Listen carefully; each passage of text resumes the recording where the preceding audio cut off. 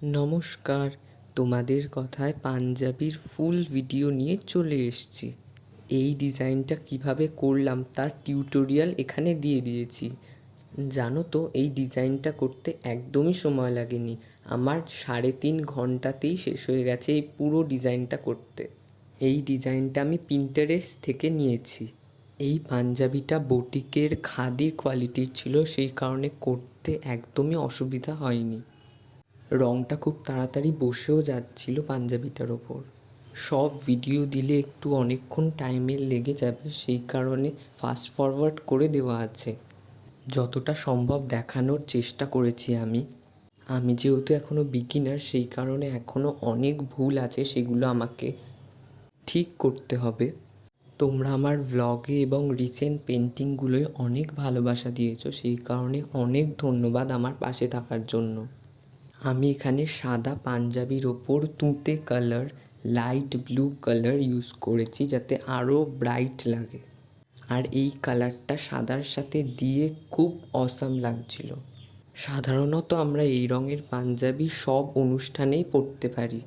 আমি প্রথমে একটা স্ট্রাকচার করে নিয়েছিলাম এঁকে পেন্সিল দিয়ে, তারপর আমি রঙটা দিয়েছি।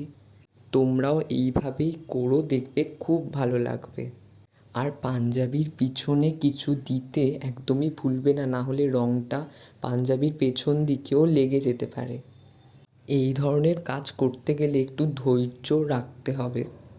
আর যদি তোমার এই ধৈর্যটা থাকে তাহলেই এটা করবে। আর ধৈর্যটা রাখলে দেখবে এন্ডিংয়ে একটা খুব ভালো রেজাল্ট আসবে। কিছু কাজ শুরু করে ধরে রাখাটা অনেক বড় একটা ব্যাপার। আর তুমি যদি ছেড়ে দাও, তুমি দেখতে পাবে সেই ধৈর্যটা আর পরের কাজে আসবে না।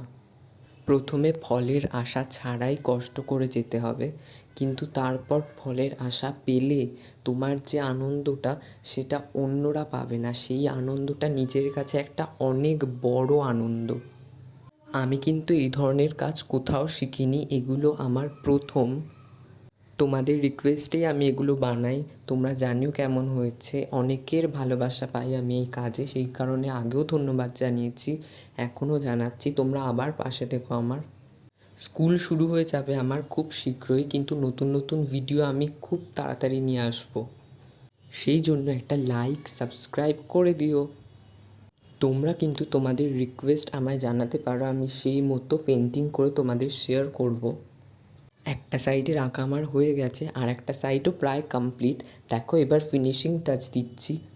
আঁকা শেষ হয়ে গেলে ফিনিশিং টাচ একটা শো স্টপারের মতো ব্যাপার। এটা ছাড়া কিন্তু পুরো অসম্পূর্ণ কাজটা। কেমন লাগলো জানিও। আজকের মতো বাই। ভালো থেকো সবাই।